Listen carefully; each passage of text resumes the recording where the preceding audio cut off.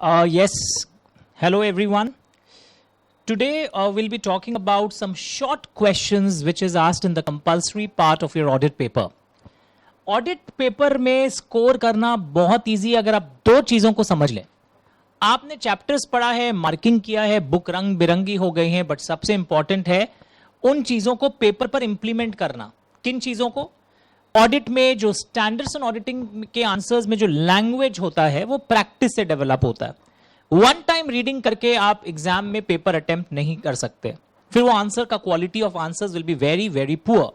So what is required? Minimum 4 readings come revisions. मतलब आपने एक बार मेरे संग वीडियो में पढ़ा, चलिए 2 दिन बाद आपने उसको वापस पढ़ लिया, ये भी इनफ नहीं है.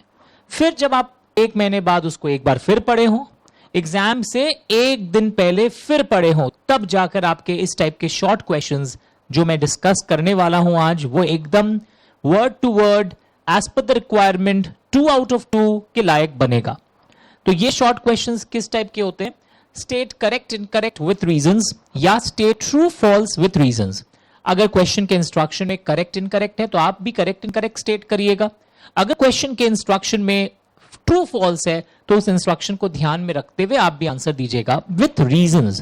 तो आइए मैं कुछ ट्रेलर आपके संग डिस्कस करता हूं. वैसे तो आंसर्स टाइप्ड हैं, पर फिर भी संग में सुनने से आपको भी एक ड्राइव आएगा that how these answers should be actually shaped.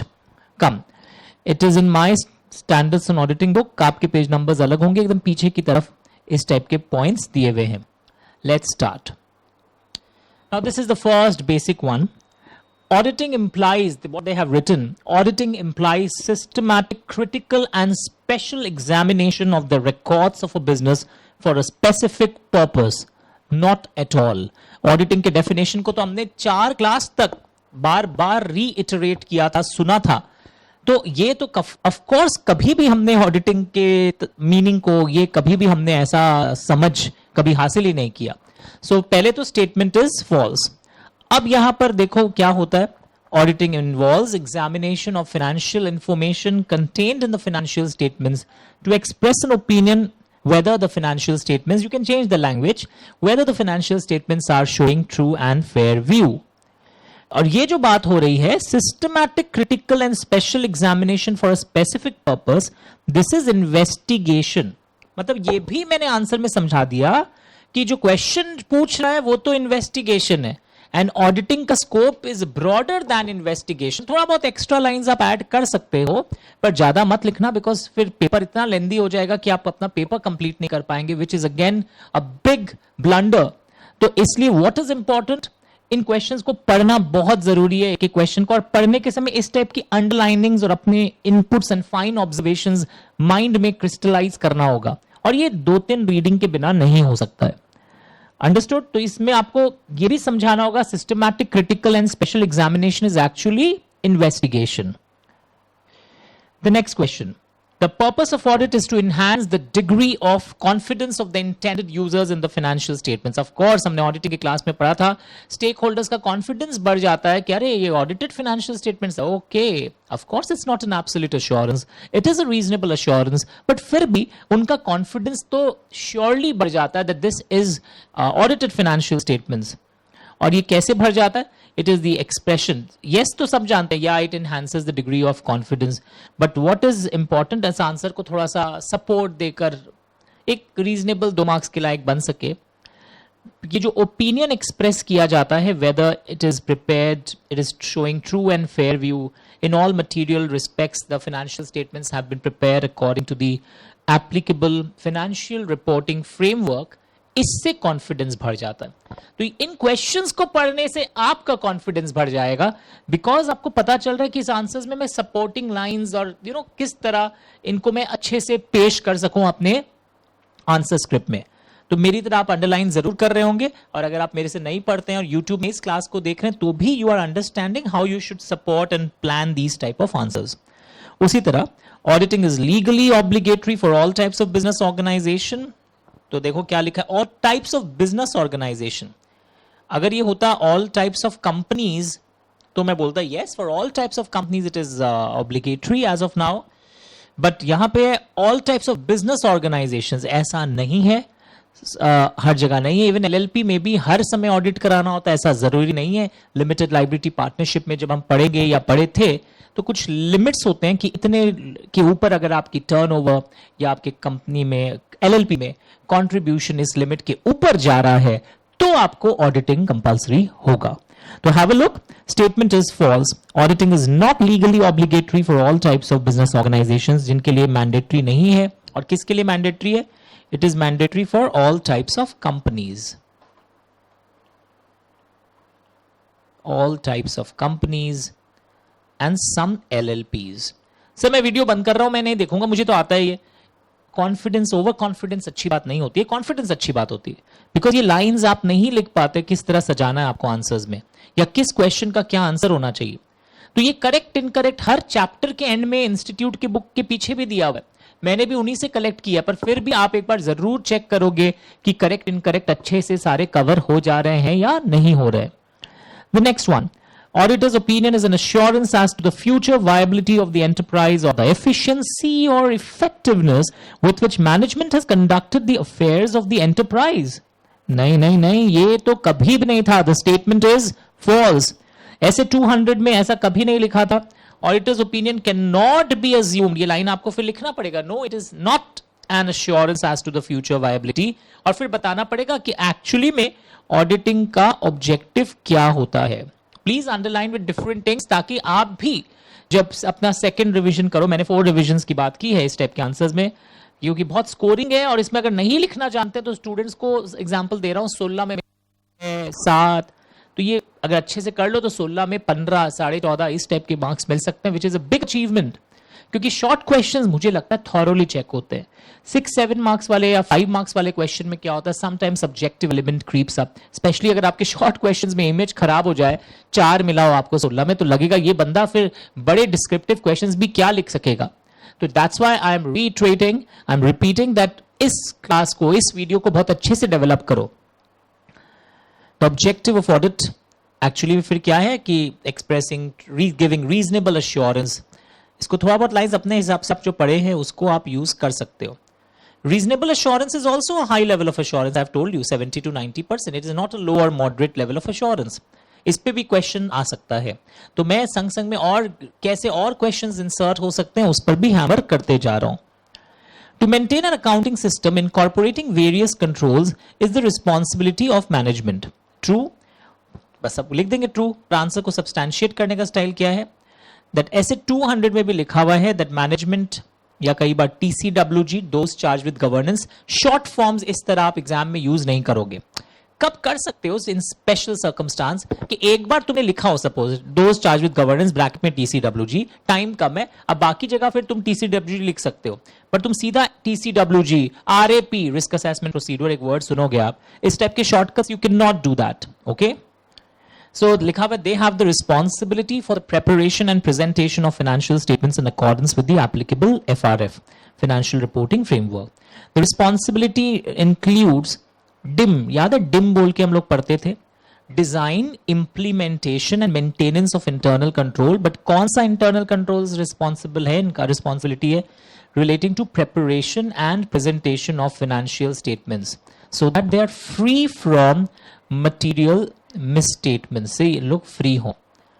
तो आप देख रहे हो ये सब क्वेश्चंस बिना तैयारी के नहीं लिखा जा सकता, जबकि आपका सब पढ़ा हुआ है, बट कब हथौड़ा किस दिशा में मारना है ये इन वीडियो से ही आप कंसोलिडेट कर सकते हैं। तो ऐसे और वीडियोस में डालते रहूंगा, तो आप उसको जरूर देखिएगा यूट्यूब में। जैसे अभी यहां पर आ रहा है डिजाइन, इंप्लीमेंटेशन, मेंटेनेंस, ये फ्रेज यूज करना अच्छे मार्क्स के लिए, जिसको हम लोग कई बार पढ़ते वक्त डिम वर्ड यूज करते थे, डिम। ये TCWG या मैनेजमेंट की रिस्पॉन्सिबिलिटी होती है। इंटरनल कंट्रोल जो कि फाइनेंशियल स्टेटमेंट्स के प्रिपरेशन एंड प्रेजेंटेशन से रिलेटेड है। सो आई एम अज्यूमिंग कि ये 4 क्वेश्चंस या 5 जो अभी तक आपने किया है, बहुत अच्छे से इनके आंसर्स को आप एग्जाम में हूबहू पूरा लिख पाएंगे। The next one, the term independence implies that the auditor should respect the confidentiality of the client information. Not at all. Independence का मतलब क्या है? टू रिस्पेक्ट द कॉन्फिडेंशियलिटी कुछ और है, ये भी बता दिया इसमें कि वो तो एथिकल रिक्वायरमेंट है। इंडिपेंडेंस का मतलब है कि आप का जो भी ओपिनियन हो, that is not influenced by anyone else, your opinion is not subordinate to the wishes of someone else, it is free from any personal bias, something like that. So this answer could have been better. जैसे यहां पे जो independence का answer दिया है, लिख के रखना, बेटर आंसर. अब तुम बोलोगे बेटर आंसर कहाँ है इंडिपेंडेंस का? मैंने जो गाइडेंस नोट ऑन इंडिपेंडेंस एक छोटा सा क्लास डिस्कस किया था, इंडिपेंडेंस बोलकर होगा आपके पेन ड्राइव में, उनके अंश को आप यहां रिफ्लेक्ट करिएगा. This answer could have been better अगर किसी की बुक में ये वाला आंसर लिखा हुआ है जो मैं स्क्रीन पर दिखा रहा हूं. Auditor is able to obtain reasonable assurance due to inherent limitations of audit. So indirectly यहां पर इनहेरेंट लिमिटेशंस ऑफ ऑडिट पूछना चाह रहा है. लोग क्या लिखते हैं, बस इसी को वापस लिख के आ जाते हैं ट्रू फॉल्स में. फिर समझाओ कि वो इनहेरेंट लिमिटेशंस ऑफ ऑडिट क्या है. तो you don't have to learn, ये आपका तो ऑलरेडी पढ़ा हुआ इनहेरेंट लिमिटेशंस ऑफ ऑडिट. तो उन्हीं में से 3-4 पॉइंट जो आपको याद हो वो शॉर्ट में आप इनकॉर्पोरेट कर दीजिएगा. An unqualified opinion in audit report is guarantee as to the future viability of the company. Who said? Not at all. The statement is false. इसका सिर्फ ये मतलब है, रीजनेबल एश्योरेंस है कि कोई मटीरियल मिसस्टेटमेंट्स नहीं है. That is the clear report. It is not a guarantee. ये लाइन को भी आप रीइटरेट करोगे. आप समझ रहे हो कि किस तरह आपको यहां पर 2-3 चीजें कवर करनी पड़ती है इस टाइप के आंसर्स में. You have to cover close the gate. इस टाइप के आंसर्स में ये चीजें भी रिफ्लेक्ट होनी चाहिए.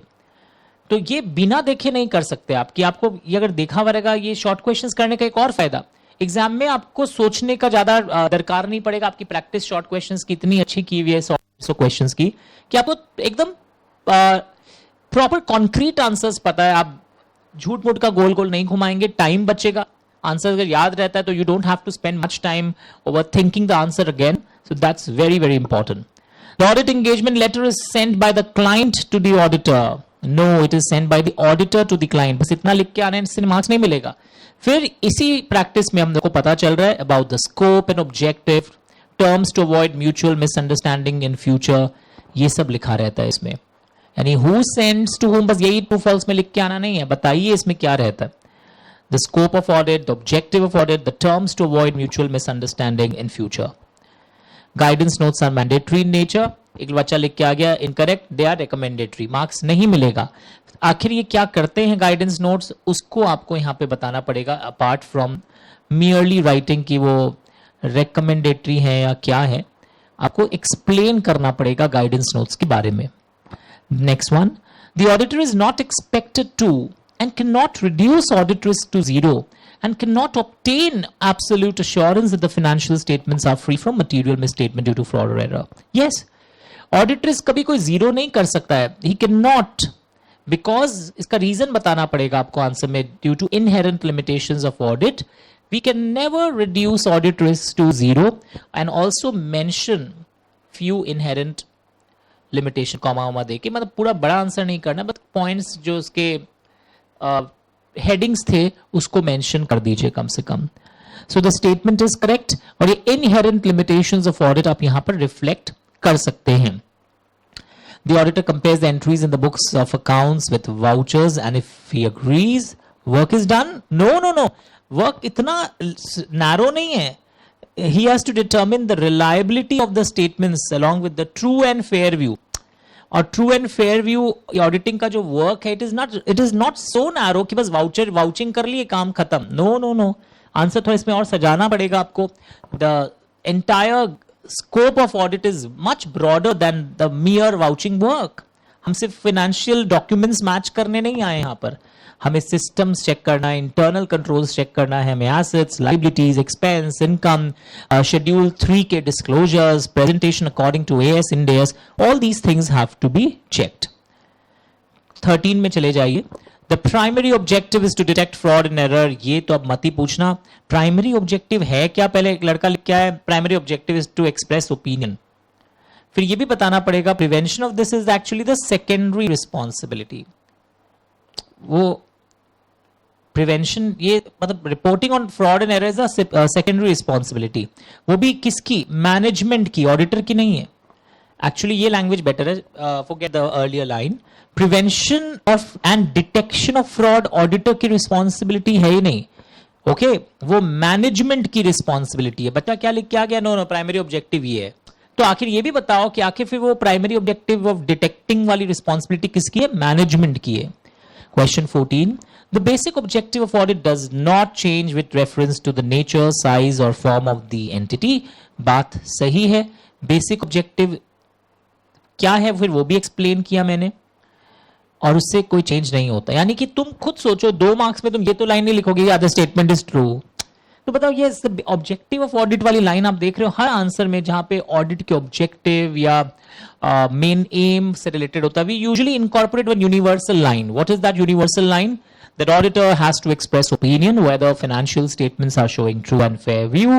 इस टाइप की लाइंस हम इनकॉर्पोरेट यूजुअली कर रहे हैं हर जगह. अंडरस्टूड? तो ये लाइंस आप कुछ जिसे अपने हिंदी में बोलते हैं रामबाण लाइंस, आप अप्लाई कर सकते हो अपने आंसर्स में टू मेक इट थोड़ा हरा भरा बनाने के लिए. An auditor has nothing to do with the prudence or profitability of the company. Yes, मुझे नहीं देखना. ये एक अजीब क्वेश्चन आया था, कई लोग इसमें कंफ्यूज हो गए. मुझे नहीं देखना है कि प्रॉफिटेबिलिटी कंपनी का एफिशिएंसी कैसे बढ़ेगा, वो सब मैनेजमेंट का काम है. I do not go into that type of thing. तो ऐसे 200 का रेफरेंस भी दिया है इन्होंने. Engagement letter did not be entered for each year of the period. ये डिपेंड करेगा. आपको पता है ना, कभी कभी ऑडिट एंगेजमेंट लेटर रिवाइज करना पड़ता है अगर change in the nature of business, change in the management, change in the legal and reporting requirements. Last year there were some misunderstandings. तो ये वो वाला क्वेश्चन है जहां पे आपको कई लिखना पड़ेगा. तो स्टेटमेंट इज इनकरेक्ट कि हर साल it did not be entered, ये इनकरेक्ट है because sometimes it may be entered. तो this is a good one. आपको जरूर इसको थोड़ा प्रैक्टिस कर लेना चाहिए, अदरवाइज कई लोग इसको समझ नहीं पाते. 17 I am not doing, I have already done about absolute assurance. Now this is again good one.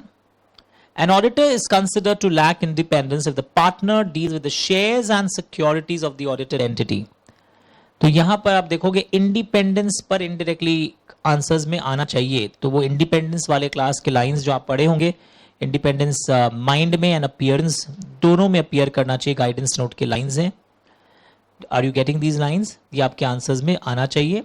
And अगर आपका कोई भी फाइनेंशियल या अदर इंटरेस्ट एंटिटी में होगा तो that is a self interest threat to independence. So that should be taken care. ये word देखो, सेल्फ इंटरेस्ट थ्रेट. जो आई हैव रिटन इंपॉर्टेंट, इस क्वेश्चन के ऊपर मैंने इंपॉर्टेंट वर्ड लिखा है.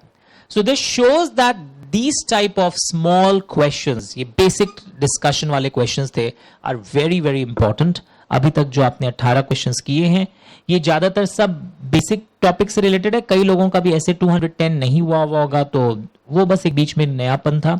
Otherwise most topics which you have done till now are the basic true and false वाले क्वेश्चंस जो एग्जाम में कैसे आते हैं.